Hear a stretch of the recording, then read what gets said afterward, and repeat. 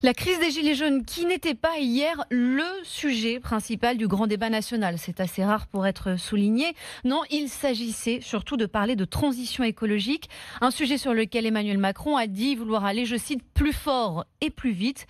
Promesse faite lors de cette 10e étape dans les Alpes de Haute-Provence. Prévue jusqu'au 15 mars, l'exercice pourrait en fait être prolongé en région.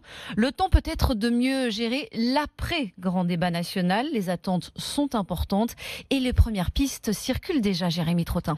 Comment sortir du grand débat sans décevoir les Français qui commencent à douter? Avec des propositions rock'n'roll, souhaite le président de la République, pas plus, pas moins. Des mesures pour le quotidien, parce que c'est ce qui remonte des débats, répète un ministre.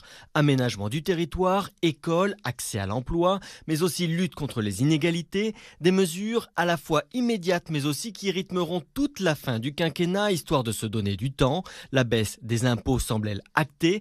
Emmanuel Macron et Édouard Philippe y sont favorables, mais lesquels et pour qui? Le chef de l'État promet à nouveau des réformes constitutionnelles. Passeront-elles par un référendum le jour des européennes? L'idée qui semblait avoir été abandonnée est de nouveau sur la table.